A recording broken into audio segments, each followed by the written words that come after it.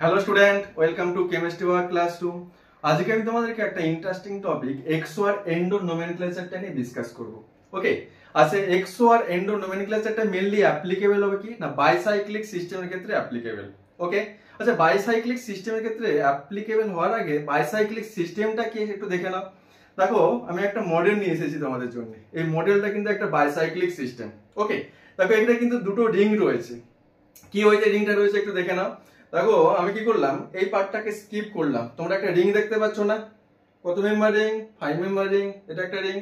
Second time দেখো আমি এই পার্টটাকে স্কিপ করার পর দেখো একটা রিং দেখতে পাচ্ছ, 5 মেম্বার রিং। দেখো 1 2 3 4 5 মেম্বার রিং। তাহলে 2 5 মেম্বার রিং দেখো এখানে অ্যাটাচ রয়েছে কার থ্রুতে? এই পার্টটা থ্রুতে অ্যাটাচ রয়েছে না? একটা কমন পার্ট, তাই না?